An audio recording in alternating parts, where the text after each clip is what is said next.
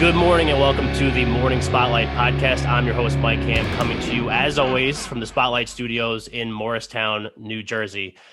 With roots in the Midwest, Texas, and the Pacific Northwest, our guest today began investing in real estate in 2005 in Portland and in Omaha in 2015. In his roles as principal broker at Cascade Real Estate Group and partner at Park Ave Capital, avid listeners of the show would already know Park Ave Capital. He seeks to leverage his experience in real estate investing and development for the benefit of clients and partners. He's acquired positions in multiple projects across the Midwest and holds real estate broker's licenses in Nebraska, South Dakota, and Iowa. He is Stephen Sykes. Stephen, welcome. Thank you, Mike. Pleasure to be here. Thanks for having me. Oh, it's great to have you. So let's learn a little bit more about you because you're coming up to us from Omaha, correct? That's correct. The second episode that we've done with people from Omaha, which is, crazy, but we'll get into that more later. But kind of take us through your background. How did you wind up in real estate? Sure. So, I'm 46 now. Back in 2000, I had an interest, kind of the first recognized interest about investing in real estate. Grew up in a family where my mom was and is a real estate agent, single family at Keller Williams.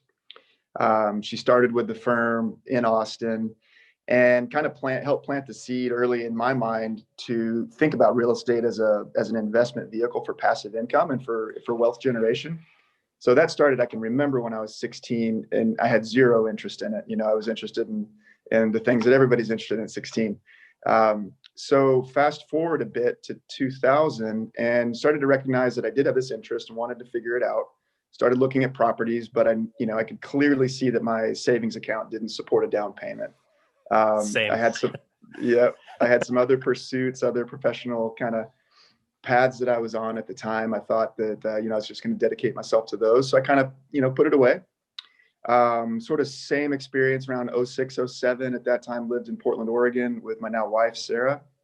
And we, we're going through early job type stuff, kind of hourly wage, figuring out what the future career path was going to look like. And I just felt like multifamily investing, real estate investing in general was going to be part of my future. But again, didn't have the money to be able to act on it, or at least so I thought. Finally, 2015, we live here in Omaha, and I had just become so frustrated with my lack of action and honestly my lack of pushing myself that I just got fed up, and I still didn't have the money in the savings account, and just decided I was going to take a cash advance on a credit card that I have. Had it since I was in college and had zero balance. They hooked me with the 0%, 18 months. And I figured, this was it. I'm going to take the opportunity. So I took $25,000 cash advance from the card, paid my 3 points. And the commitment to my wife was I'll refinance the property within 14 months and I'll pay that card off so it doesn't go to, 22%. Yeah. And I did just that. So bought a fourplex here in Omaha, refinanced it, repositioned it. And we can talk about that process as well, but repositioned it so I could force appreciate the property, add value, refinance it, and then get my down payment back out. And a lot of your listeners will be familiar with that process. It was the first time I did it and didn't really know what I was doing. I didn't know much about underwriting, just knew that having just recently moved to Omaha from Portland, the numbers looked just tremendously better in Omaha than they did in Portland. Yeah. Portland's market had progressed, well beyond Omaha's at that time. So kind of fast forward to now, that's 5 years ago, and I've been focused solely on multifamily investing for 5 years. Have, in the beginning, the idea of a fourplex was a big deal. That led to the idea of a 12plex, a 25 unit, a 50 unit, a 100 unit, and just progressively pushing myself and trying to learn and continue to stay active in the investing side. Yeah. So what was some of the stuff that you were doing prior to getting into real estate? What were some of those jobs? Yeah. So, grew up kind of Portland, Oregon, Austin, Texas at different times in my life, moved around a bunch due to dad's employment. So, right out of college, didn't know what I wanted to do, had a natural science biology degree in Spanish, and went to work in, internet industry, of course. So that was 98. So worked in the internet industry for a while, traveled for a bit after a year of that. So I knew I wanted to travel and see the world. And I felt like, that was a good time to do it. didn't really have a clear path ahead. So took that for about 18 months and kind of was a student of life in the world. After that, worked for a few different municipalities doing a variety of things, everything from, mayor's office, planning department, developed an interest in natural resource policy. And so I actually got my graduate degree in public administration and natural resource policy out in Portland. And I really thought that was my future. I really thought that was the path I was going to go down. Yeah. Started to have a family, started to miss, Texas and Nebraska, to see family on a regular basis, living out in Portland. So decided to make the move, either to Texas or Nebraska. Took a job with an engineering company here in Omaha as a right-of-way agent. So got my real estate license at that point, really just for the employment at that time, the W-2 employer of the engineering company. And so negotiated leases and right-of-way access, easements with ranchers, farmers, municipalities, water districts, et cetera, here for 7-8 years in Omaha, and then left that W-2 job coming on 3 years ago, and have been working full-time under Cascade Real Estate Group since then. Gotcha. So you traveled for 18 months? I did. So like, what was that experience like? Like, how does that shape you, I guess? Because I'm not a well-traveled person by any stretch of the imagination. Like I haven't been out of the country outside of like Puerto Rico when I was like 11. Like how does that set you up for life? Oh, that's a great question. At the time, my folks supported it, but they were very hesitant to see me launch off on an around the world ticket. So back then you could buy an around the world ticket for, I think I paid $3,000. It's good for a year. You can kind of travel as much as you want. You just have to go in one direction. So the toughest choice, you got to decide, am I going to go east or west? Yeah. So I headed east, and in terms of what I was looking for, I was really just looking for exposure to things that I didn't understand or know. I set my sights, I planned my itinerary to go to Europe. I figured out my budget was not going to last very long in Europe. So I headed south into Northern Africa and into Morocco specifically. And that was when I first realized that kind of experience, a country like Morocco, was really what I was looking for. And so from there, kind of tweaked my itinerary, continued to travel east, kind of through the Mediterranean, Turkey, Jordan, India, Pakistan, Southeast Asia. So to answer your question, what I thought I was going to find was, just great experiences. Ultimately, was just looking for great experiences and to get to know the world better. Had not traveled outside of the country very much prior to that. Yeah. I do speak Spanish, and so I spent a fair amount of time in Spain. Got to know the Spanish culture and stayed with some really great people in northern Spain for a few months. But there were a few stops along the way that really stood out. If I look back on it, I was asked at the time, where were your favorite places to go? And, where did you feel most in danger? Where did you feel the safest? What was the most exciting? And, one of the common themes for me at that time was just enjoying the outdoors. And so I was very interested in mountains and mountain climbing. And so I gravitated and found myself in northern India and northern Pakistan. Yeah. And those were two countries that stand out in my mind even today. Just the difference in culture, the population, the differences in how men and women interact, the color, the size and the scope and the scale, the food. So found myself in northern India, northern Pakistan, and just really didn't want to leave. Just wanted to go see the mountains. I got right to the base of K2, second tallest mountain in the world, and that was impressive. I hitchhiked out there with farmers in the back of a pickup truck. So you were just like some random guy from Portland, Oregon, the back of some pickup truck with a bunch of farmers in Pakistan driving to a mountain. That's exactly. Isn't that just like, doesn't, like when you say that out loud, that's just like something you see in a movie, and like, who the hell would actually do that? Exactly. Yeah. And it was surreal. It was, and it was surreal in such a positive way. I didn't pretend to know much about these countries at all before I left. And still know very little. But from that experience, one thing was confirmed, which was what I did assume was mostly what I saw in the news. Right.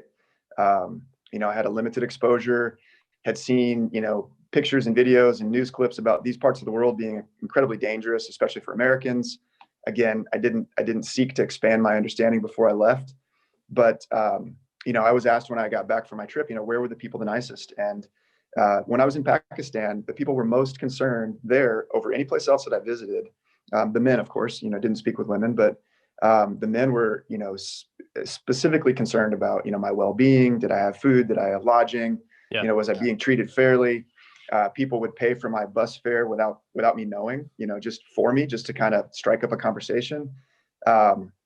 So, just an awareness is one thing that I came back with and an appreciation and respect for the ability to travel and the cultures that are around the world and how different they are from ours. Right. And how similar, honestly. Yeah. You told me a story, the first ever conversation that we had, you told me a story about how you were in like a bazaar or something. And there was like, tell us that story, because I thought that was so interesting. And I think then we'll get into the stuff that you actually came on here to talk about. No, it's great. I love talking about traveling. Yeah. I've missed it this last year. So when I was in Pakistan, I was in a town called Peshawar. So it's essentially right next to the tribal managed area of Northwest Pakistan. So not far from Rawalpindi, near the capital, Islamabad.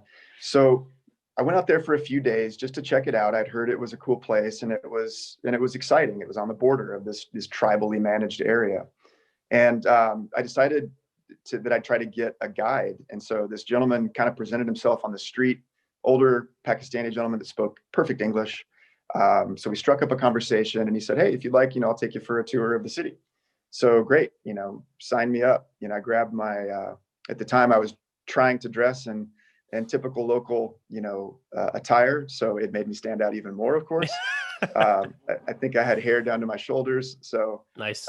It was tough to hide that. But in any event, we went on this great tour of the city. He took me to places to eat, that I wouldn't have never found.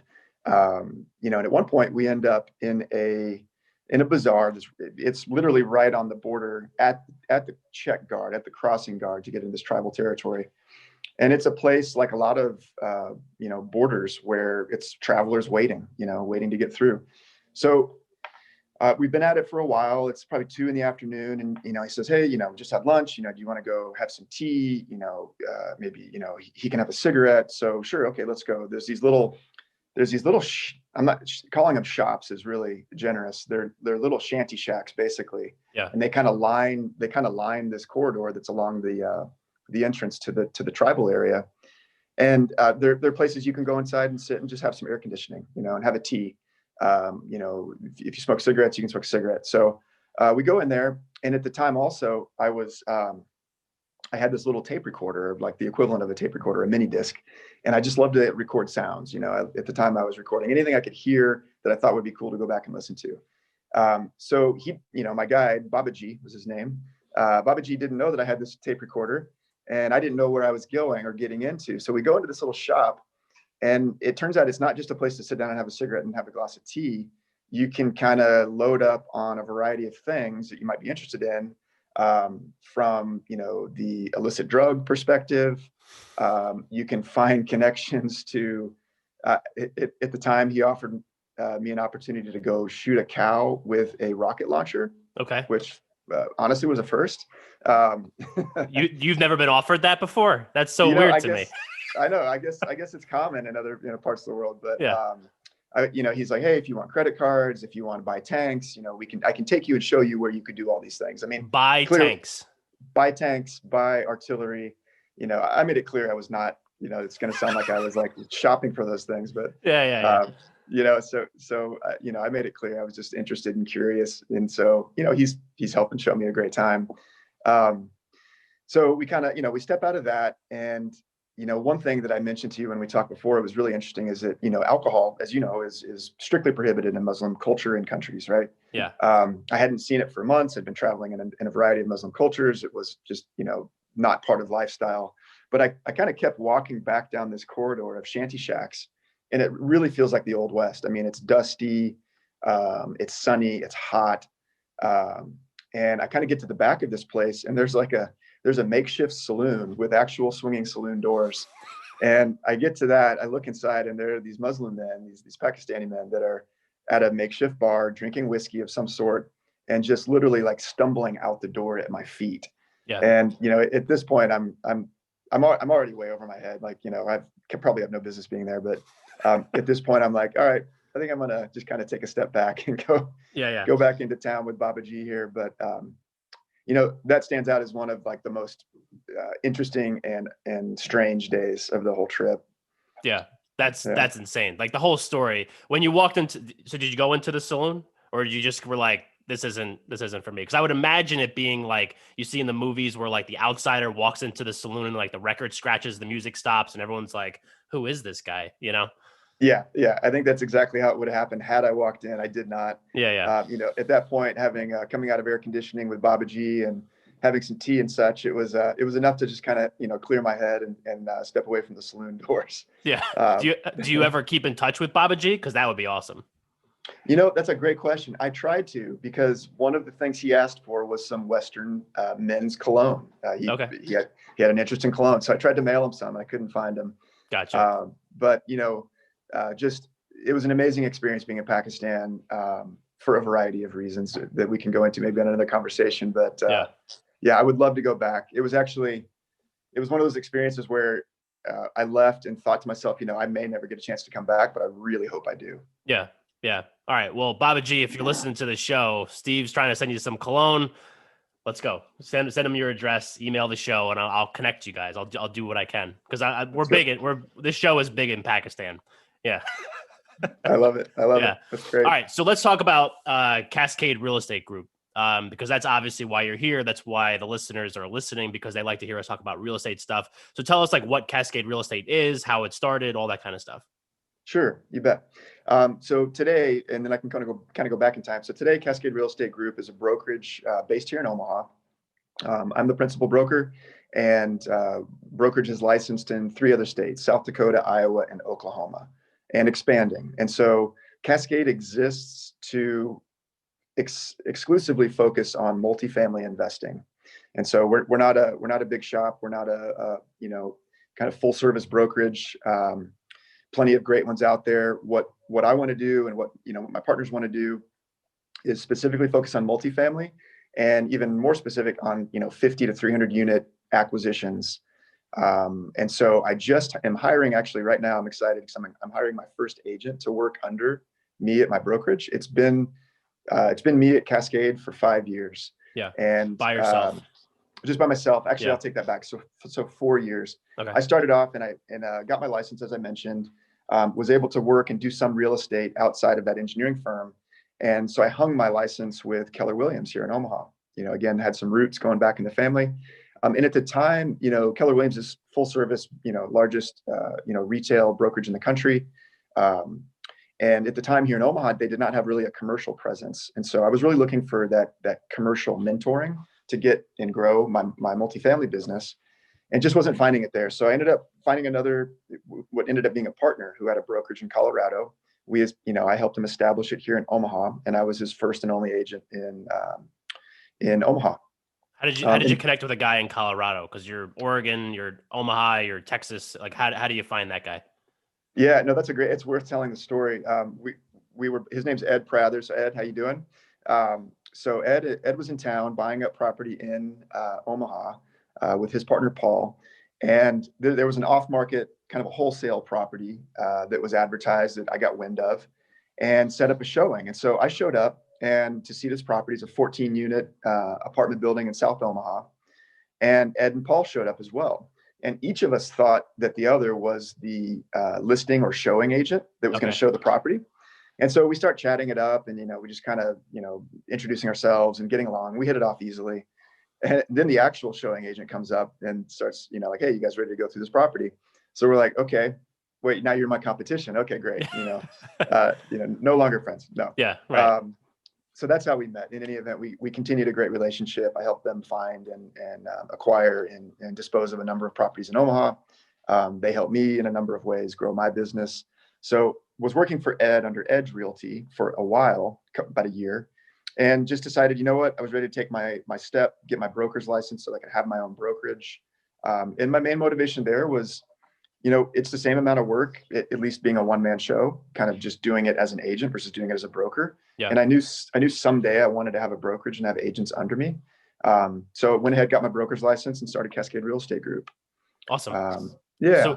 So that's one of the ways that you're able, because I mean, I'll be honest. I think when we talked, I mentioned this, like we've had a few different people that do multifamily syndication. I mean, we had Colin and Chris on. We've had other people that do similar type stuff. But when you told me that was like one of the things that I thought was interesting, because that's like one way that you're able to kind of differentiate yourself in that space, correct? Absolutely. Yeah. And I think that's critical, at least to my experience. So let me just kind of throw a couple things out. We can see where it goes. Yeah. So being a licensed real estate agent or broker, obviously there's regulation from the real estate commission at every state level, or at every state has its own real estate commission. So so being an agent, there's tons of pluses. I won't call them minuses, but they're just some things that you need to navigate. Yeah. So early on, I wanted to have the kind of wear the hat of the investor first. I figured out pretty quickly that I was mostly interested in growing my portfolio, but I also knew that real estate brokerage was a way to earn money. It was a way to grow, relationships with partners, with other investors. But I was just having a hard time when I first got started at Keller Williams. I was having a hard time doing kind of the traditional single-family brokerage. Yeah. I found that I was a lot less interested in the colors of cabinets or the types of flooring. And I was a lot more interested in just finding deals and seeing if they would work financially. So have always thought of the real estate license as an asset and as a tool, and then particularly as a broker to be able to grow a brokerage at some point. But to those folks that might be listening, or watching, that are agents and want to invest, some of the best advice I think that I could share is advice that I got from reading books like Gary Keller's $1 Million Real Estate Agent, $1 Million Real Estate Investor. He talks about thinking of, as an agent or as a broker, thinking of yourself as your first and best client, and really running anything that I found. I tried to run it through my filter of, do I want to buy this, or would I buy it? Yeah. And if so, or why not? And I think, for folks that want to continue in real estate brokerage, fantastic. It's a great service. It's a great industry. And on a variety of levels, there's ways to add value. So that's really cool. Being able to filter deals as an investor also, I think that makes an agent, and my belief is that it makes an agent or a broker that much more valuable. Right. Because now the clients can develop confidence that, this guy or gal, in my case, I'm not just bringing a deal just to get a transaction done. They know my track record typically, and they know what I look for and what I buy and what my experience has been. And I want, really the only clients that I want to work with are clients that have full trust that I'm interested in their interests, or that we have the same interests. Yeah. So I agree. Yeah. Having a license is an asset. It's not a requirement. I do some coaching of some folks that are kind of just getting into real estate investing here in Omaha.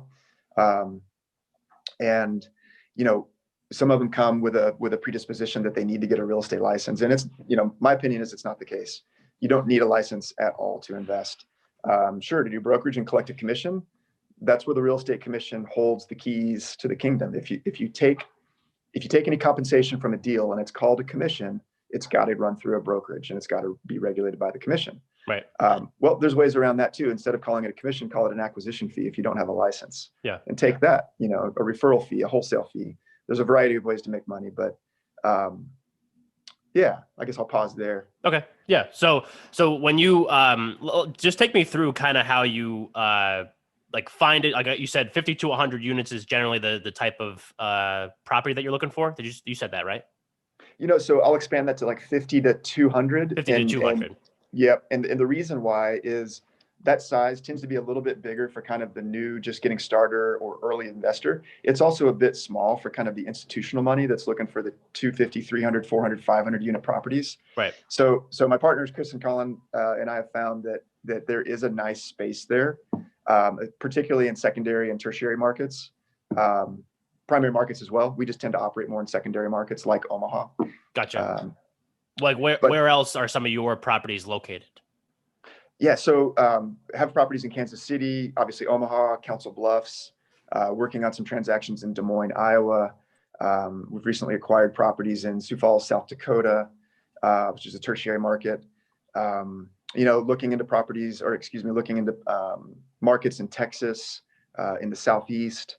So 2020 really represented an increase in both geography that we invest and I invest personally, and then also just in size and scope of properties. Right. So kind of going back to your question though about, how kind of finding deals and looking at deals, it's different now than it was then, earlier on, kind of back in the days when, the idea of coming up with a, $200,000-$300,000 down payment, or, to now coming up with a, $1 to $3 million down payment. Those were just, steadily out there, and I knew that they existed. I knew I wanted to be in that field. But in the beginning, I was looking for chances and opportunities to provide sweat equity to get into deals. And so, as an agent, one of the great tricks that I think agents should use and think about is rolling their commission into equity in the deal. And so by that, I mean, find a client or a partner, find that deal, or somehow get yourself into, a brokerage side cut of the deal, and then talk with the buyers about, hey, let me be a partner in this deal. Yeah. Let me roll my commission in. So I loved doing that in the kind of the early years, getting into my first, 12, 20, 30 unit properties. Sure, I'm a minority owner, but I'm getting the experience. I'm getting to partner. I'm getting to learn from others and add value. Yeah. And so now what that's kind of grown into is, I try to represent Park Ave Capital in any transaction that I can. Agents and experienced investors out there will clearly understand that there's not always an opportunity to do that. Sometimes a buyer's agent will bring us a deal and it's a great deal, but there's already two agents involved. So in that scenario, I'll try to find a different way to add value, act more as an owner's rep, or make more of the trips down to the property to help with due diligence inspections. Yep. But in any event, just finding ways to, either leverage relationships, leverage sweat, use the hustle muscle to really just get into and find a way to get into a deal. That's what I love to do. And that's what I think really helped attribute to me getting started. So you actually go and look, because this is something that I always find interesting, because like I said, we've had people that have that invest in real estate in all parts of the country. I mean, I have friends here in New Jersey that invest in real estate, but they invest here. So it's easier for them to get to their properties, see the property, touch it, feel it, whatever. And then, so you're kind of all over the place, a little bit, not, extreme, coast to coast, but so you actually go and see your properties. Absolutely. Yeah. Absolutely. And I think it's not a requirement. There are deals that we've gotten into and gotten under contract and, got through diligence without seeing them. They were unique. Usually that's not the case. So let's start with those. As Colin and Chris mentioned, that we like to work in a 300-mile radius because it means you can get out and back in the same day, right? Yeah. So we all have families, love to stay in our own homes and beds. But, we're expanding to grow into Texas, and I mentioned in the parts of the Southeast. So those will be obviously longer trips. And so there's plenty of benefits to getting out and seeing properties. I'll take a step back though and say that, as I mentioned, it's not a requirement. Yeah. If you build your team, so what we seek to find when we get into a new market, so what we're doing now in Texas, for example, is we're seeking out the team members that we know we need for success. Key to that is going to be property management. We can have a great property. We can purchase and structure the financing perfectly. If we don't have a great property manager, the project has, less of a chance of success. Right. And so that I would say is key one. And then next is going to be lenders, finding lenders and tradespeople, but lenders primarily obviously got to close the deal. That takes effort and time. If you're not already working with a bank that lends in that market you want to move into, then, start knocking on doors, making calls, sending emails, reaching out over LinkedIn, just, leveraging the network to get connected and find that right lender that wants to be aggressive the same way that I want to be aggressive and take down the kind of properties that I want to take down. Yeah. So the other piece of the kind of puzzle though, is once the property is acquired, whether it's local or it's outside of Omaha, the role at Park Avenue Capital doesn't stop there. It continues on as operator and asset manager. And so, the way that Chris and Colin and I divide that up is, based on skill set, based on also availability. And so, my family's in Texas. I was born originally in Oklahoma, a family in Arkansas and Oklahoma. So kind of moving south from Nebraska is part of the vision that I have and that we have going forward. Yeah. Is, making those trips to see family, making those trips complement each other. Asset management, check on property, meet with property manager, see family. It's a bonus. Oh yeah, for sure. So yeah. Okay. So what are like the types, I guess, when I'm asking like the classes, like, are you class C, class A, where are you, what are you looking at, when you're looking at properties? Like what interests you? Sure. I mean, so we'll look at everything. We'll look at A, B, and C. A-class properties typically don't pencil out for our business model. So we find ourselves looking for, the golden goose, which is the C- property in a B- neighborhood. We buy properties, typically C properties and B- B properties. We seek to, immediately implement better operations, better management, and put capital into the property to address deferred maintenance, to turn over units so that we can get the higher rents, get closer to an actual market rent. So, kind of in the industry, we call it buying from mom and pops. We love to buy from mom and pop operators that have maybe owned the property for a while, haven't kept up with rents, haven't really kept up with maintenance and investing in their property because it's working for them the way it's running. What we do, is we seek to increase income and lower expenses. So, we have certain parameters that we'll buy a property on, and a big part of that is how it's operating already. And we have to see that future value creation potential. Yeah. So in our underwriting, we look at all of it. We look at the market, we look at the demographics, we look at the competition, we look at the price per square foot, all the way up to who the employers are in town that are going to be renting from us. But to answer your question, it's typically B and C properties. Okay. So then what are some ways, like, I mean, outside of maybe just like the traditional, like renovations of the bathroom, are there any other ways that you improve those properties to help drive rents up, or what are some ways that you do that? Yeah. So specifically speaking, just to drive, to increasing rents, it presumes that we're buying a property that's under rented, and they're all over the place, So what we look for, just kind of rough example, let's say we can buy a property and the current rents are at, $550, $600 a month, but that same apartment fixed up with, new flooring, new paint, nicer cabinets, newer fixtures, a remodeled bathroom, it could be renting for $750 or $775 or $800. Yeah. These are numbers and scenarios that we see all the time. So in addition to those things, the property, if we're going to make a significant reposition of the property, we might be changing over the entire tenant base over the course of 2 or 3 years. And so we also need to look at which improvements or which kind of steps in the reposition process need to come first. You could go in and, remodel all of the units to a 9 on a 10 scale. But if the grounds and the exterior appearance are really rough, shabby, if they don't look taken care of, then obviously we're not going to attract and retain the kind of resident that we want. Yeah. So it's really it's a multi-point approach where we want to, and we go in, we address common areas, we address landscaping, we'll add new signage, we will paint exteriors as well as rehabbing and remodeling the interiors. We implement new management always, because we want management that really wants the same things that we want, which is safe, clean properties with happy residents that are glad that they live there. And in order to do that, it's a lot of work, and there's typically kind of a new relationship and a new dialogue that happens with with the operator and the resident. Right. And we could go into that a little bit deeper too, if you wanted. When we analyze properties, we're looking at the potential, but we're also looking to increase that NOI. And so the net operating income is what really determines the value of the property. And again, our model is to own and operate the property for, typically it's, 2 to 3, 4 years before we can refinance it, take cash out refi and distribute that money back to our investors, get everybody's down payment back or almost completely back to them. And then we continue to own that property with all the same investors at the same, pro rata equity that they had when they invested at the beginning. In order to do that, or that approach, it won't work on every property. It's not going to work on a lot of A class properties. They've already they're newer typically, they're nicer, they're commanding higher rents that are already matching market.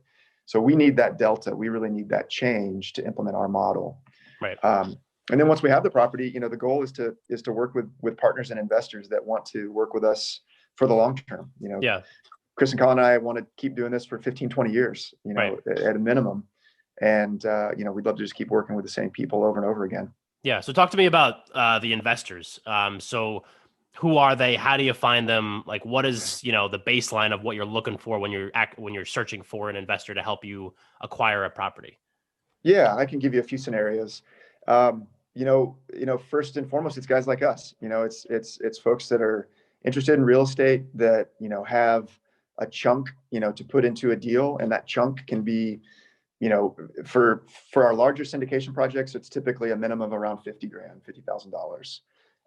For smaller projects, which we still work on, not so much under the umbrella of Park Avenue Capital, the syndication model, but smaller projects, all of us have a variety of partners that we work with. It could be somebody that's bringing, 5,000, 10,000, 20,000. And maybe on that smaller scale, they found the deal and brought it to me.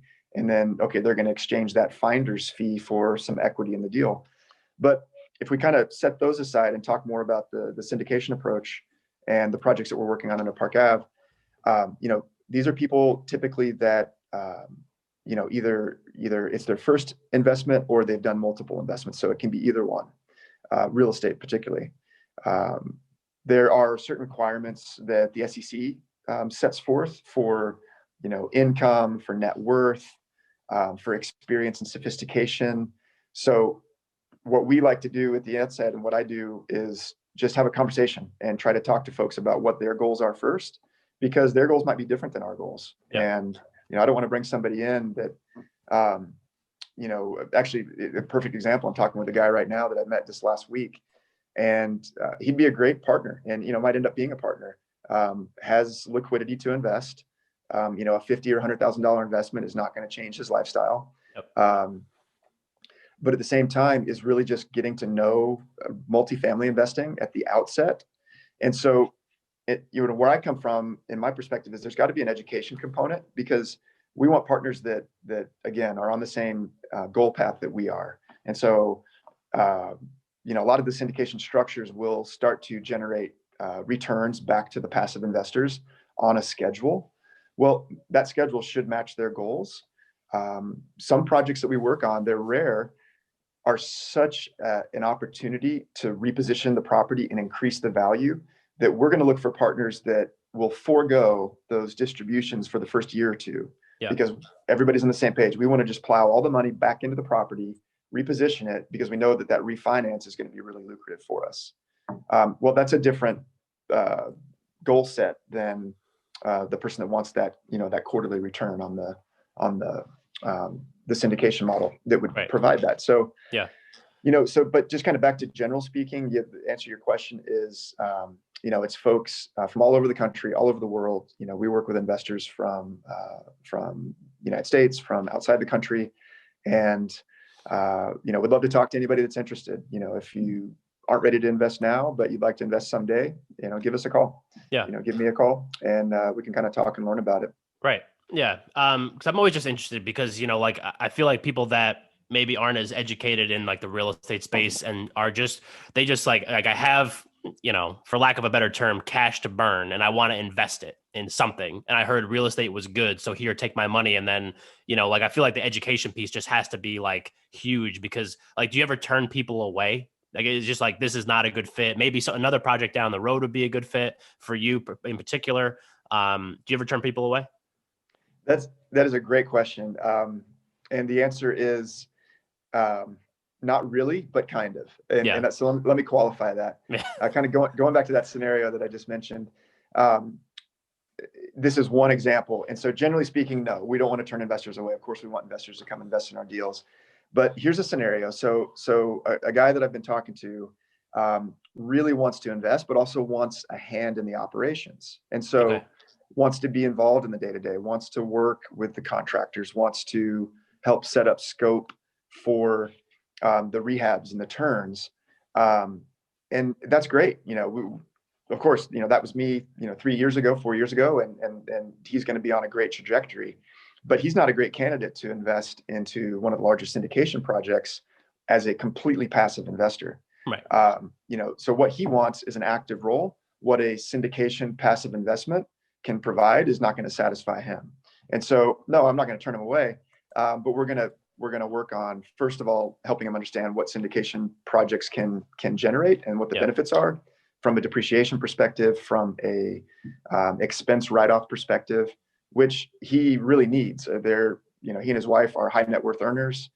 They don't have an income problem. They have a tax exposure problem. And so these syndication projects are awesome for that type of scenario. For his other interest, we're gonna talk about working on other projects where he can get his hands, kind of dirty day to day. Right. So no, we're not gonna say no to investors, but we're going to maybe redirect and educate at the same time and try to find that perfect combination for education and action to meet those goals that they're looking for and that we're looking for. Talk to me more about the tax exposure and the passive investing. How does that work? Sure. So, generally speaking, real estate in general, those of us that own investment real estate can take advantage of the expenses that the property generates. So they can be everything from, replacing a roof, remodeling a unit, pouring a new driveway. Just think about what does it cost to run a property or keep a building or a house or a multifamily structure running. Right. So those expenses can offset the income that the property earns over, the course of the year. So, again, I'm not a trained accountant. We love to work with our accountant. Right. Advice. Disclaimer: Steve is not an accountant. Just talking in general. No big deal. Right. So, that income obviously is taxable to the partners or to the owners. So the expenses can offset the exposure. When I say exposure, the tax exposure that income would generate for the owner. Additionally, depreciation is basically it's a schedule or a concept where the structure on the property can be written off. So it is a form of expense write-off over time. And so certain parts of a building or a property that are improvements, so not the land, but the building, can be written off against income over a certain period of time. And so for each of those investors in those syndication projects, if a guy or gal comes in and they're a 10% owner, they're going to receive the benefit of 10% of those write-offs, and they can take those and write them off. Those are passive write-offs, and they can write them off against their active income. So whatever their W-2 is, or if they're a successful 1099 employee, they can write those expenses off against their income. So that's a huge benefit. It's not a one-to-one, but it is it's cash that's kept in the family or in the pocket. Gotcha. At the end of the day.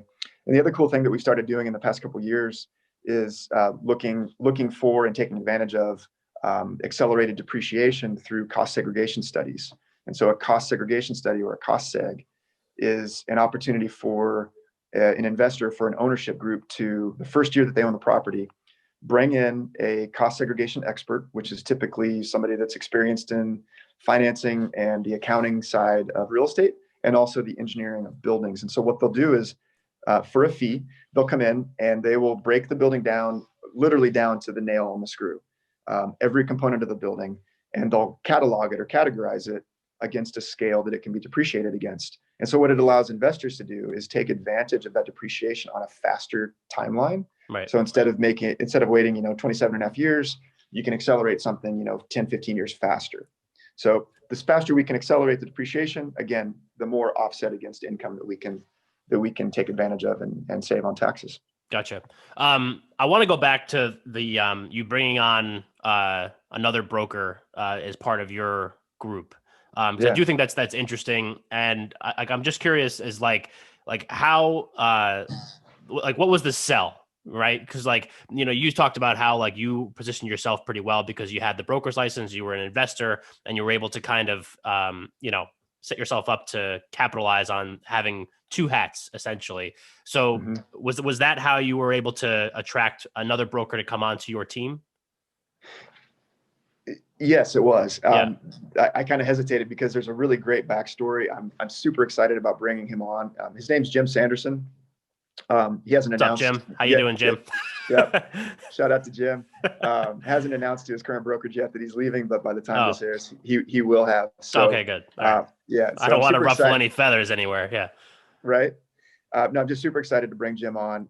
Jim is CCIM accredited multifamily and commercial real estate broker here in Omaha, and he has been for just about a decade. So super well respected in the community.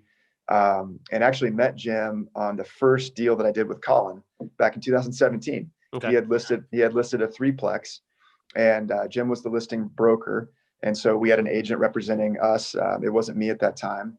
But just from the outset, just really liked his demeanor, his straightforwardness, his honesty, his integrity, his reputation that I got to know. And so over time, Jim and I have worked on a number of projects together. I've sourced deals to him. He's sourced deals to me. He's represented me and partners on a variety of projects. And I kind of just tucked away in my head, a short list over the last couple of years of people that I came across that I thought, someday when I stand up the brokerage and start hiring agents, like these are the first 5 or 10 people I'm going to go talk to. Yeah. And Jim was at the top of the list. So, one of the things that we're doing at Cascade that really attracted Jim is, in addition to the commission split that'll be between the brokerage and the agent, one of Jim's goals is to start his own investing career in multifamily properties. He doesn't have any today, but he's been around it for so long. He knows the advantages. He's drank the Kool-Aid. And Right. So one of the things that we're going to do, Chris Collin and I are actually, I didn't mention this yet, but Chris and Colin are going to come on as equal members, partners at Cascade. Okay. So I'm joining Park Avenue Capital as an equal partner. They're joining Cascade Real Estate Group as equal partners. Gotcha. And we can kind of talk about that synergy in a minute, but I'll lead into it by kind of describing Jim's interest. So Jim's really good at what he does, wants equity in properties, and doesn't, kind of like I was and I described, just doesn't see that chunk for a down payment. So what we're going to do to incentivize agents at Cascade Real Estate Group is to provide an opportunity for part of their commission structure to become equity in some of these larger deals that we're working on. So, long story short, Chris Collin and I are basically going to form an LLC. That LLC is going to be a part owner of the properties.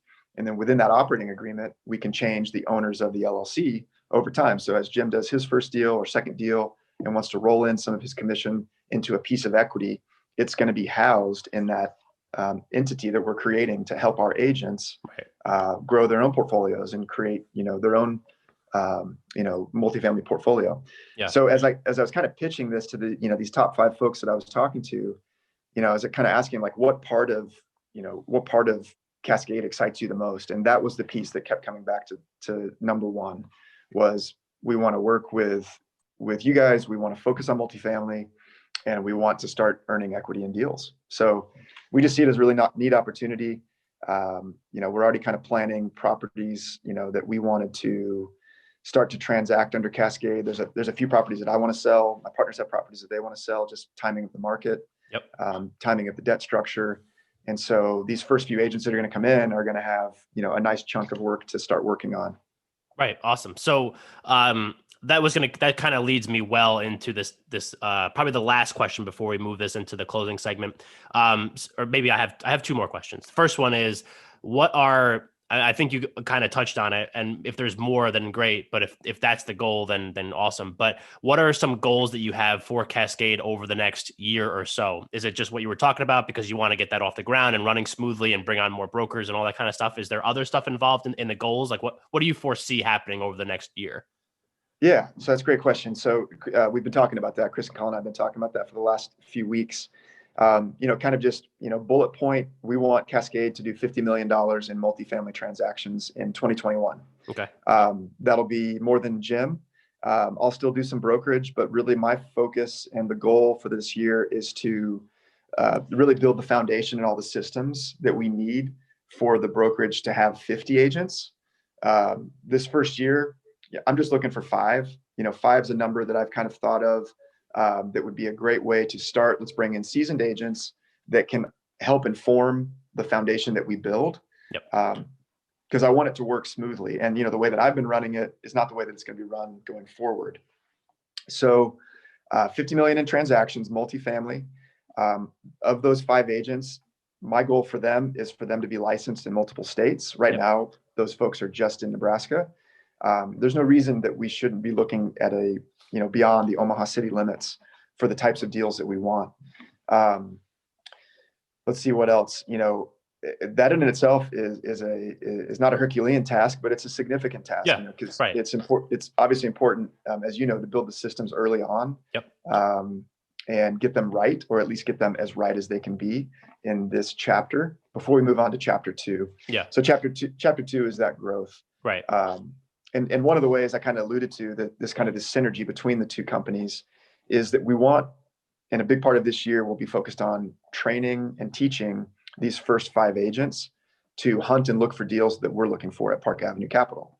So we want them to think of Cascade / Park Ave as the first best client, kind of like I mentioned earlier. So everything that comes through, we want a first crack at it. We have the capability to take it down, and we're gonna educate the agents on exactly the criteria that we're looking for. And what's really cool is that Chris and Colin and I get a number of projects that are brought to us that we don't close. It might not be the right, the financials might not look right.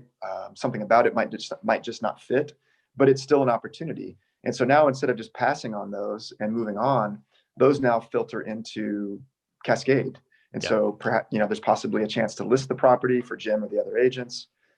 There's a possibility, if it's already listed or if it's off market, to bring a buyer and have some transaction success doing that. So really just refining that approach is going to be a big part of 21 for Cascade. Yeah, absolutely. So last question before we get into the closing segment.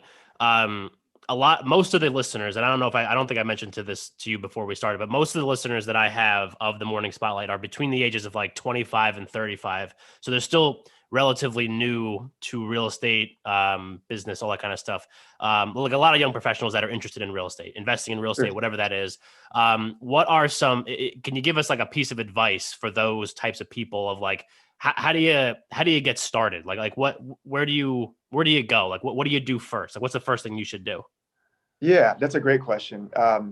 And that's, I talk with a lot of folks that I coach on that, because a lot of them have way more experience way more knowledge than I had when I got started. Right. And, in a lot of cases, they kind of suffer from analysis paralysis. So the opportunity to learn how to underwrite and analyze deals is so much more available and prolific now than it was even 5 years ago, through things like Bigger Pockets, through podcasts like yours and other podcasts that are out there that focus on real estate. So I'd say that the way to get started is to take a step, and by educating a person educating themselves is a step, and that's very important. Action has to go with education. Yeah. So even if it's not, how do I say this? Even if it doesn't look like the perfect project, take action if it's going to work.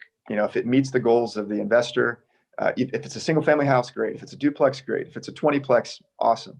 Yeah. Whatever that is, but take that first step, because that first step is going to catapult that investor into new relationships, new conversations, a bigger network, more confidence to move on to that second step. Yeah. So, people come up, that I kind of know in my network, and, comment on, oh, Steven, look at your lifestyle, how it's changed. People that have known me for a while, and kind of think about real estate as this kind of golden goose that just immediately starts producing golden eggs. And it's really not the case. And don't think about it that way, is what I would recommend. Think about, real estate investing as being a long-term path, and, just continually flipping the pancakes and growing the business and growing the holdings. Try to be in smart deals with smart partners. Make sure that you're not the smartest guy in the room, figuratively speaking, guy or gal. Have partners and have mentors, have coaches that have the experience that a person wants to gain. I've paid for experience in coaching, and I've sought it out through my network and through learning on my own. I think both paths are very important and can be very successful. I guess a couple of other things. I like maybe one last piece of advice. Yeah. I mentioned earlier on that, I had a roadblock and a fear about money early on in my investing career because I didn't think that I had it and I didn't know how to get it or find it.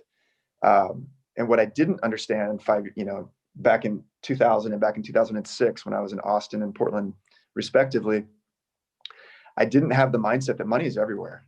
There's so much money around us through people we know, through people we don't know, and really my mindset now thinks about financial resources and money as wanting to be invested. It has kind of a motivation of its own when it's in the hands of people that want to invest it successfully and thoughtfully. So seek to surround oneself with people that want to be responsible with their money, because money's everywhere and it's attracted to good deals. The deal, the quality and the potential success of the deal is, and then notwithstanding the integrity and the quality of the person that's bringing it, that's what's going to attract the money, and the resources will come. Early on, I wouldn't get into. I had concern that would keep me out of getting into deals or getting under contract on things I wanted to buy if I didn't know where the money was going to come from to close in 45, 60, 90 days.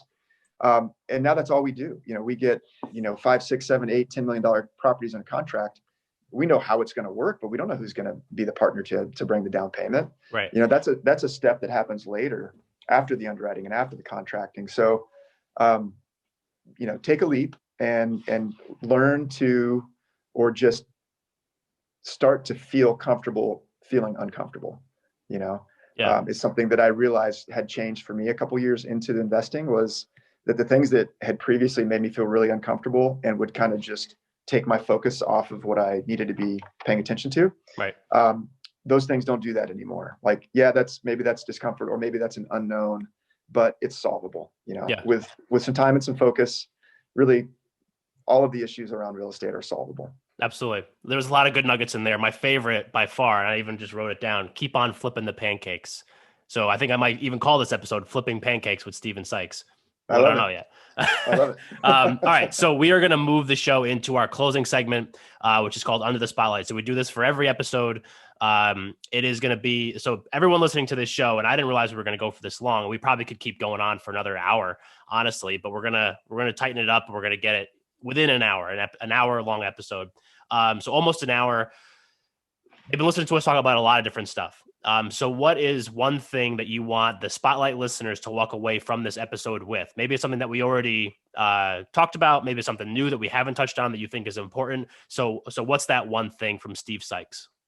Okay. I'd say that last piece that I just shared on is probably one that's, if there was one takeaway, it's about clearing roadblocks. Because if a lot of folks that are listening are wanting to get started and have been for a while, then there's some roadblocks there, and that's okay. Those roadblocks serve to bring our attention and our focus, right? Right. So let's pay attention and then let's focus on them. If it's money, if it's experience, if it's knowledge, seek them all out. So maybe the one takeaway, the way to say it is, go in the direction of your discomfort. Find out what that is that makes you uncomfortable, seek it out, and then it won't be uncomfortable anymore. Kind of move beyond it and move to the next thing. And that's growth. I love that. That's so good. Honestly, and I don't say this every episode, that's probably one of the better ones, but one of the better Under the Spotlights that we've had in the, 40 episodes that we've done so far. So good job. I appreciate that. Yeah, absolutely. So for everybody listening, I am going to put all of Steve's contact information, any links that he wants me to include. I'll put all those in the show notes. So if you're interested in talking to him, asking him questions, getting involved, investing with him, maybe if you feel so inclined, make sure you reach out to him, because obviously he's knowledgeable. He's a great guy. And he came on the show. So that's, we call it the Spotlight Bump. And I am going to put my contact information as well, like I always do. So if you have a topic that you want us to discuss, if you want to be a guest on the Morning Spotlight, make sure you go to themorningspotlight.com, fill out the form, or email us at themorningspotlight@gmail.com. Steve, thanks so much for coming on. This was great. It was my pleasure, Mike. Thank you for having me. Absolutely. Thanks for coming on. And everybody else, thanks for listening, and we'll catch you next time.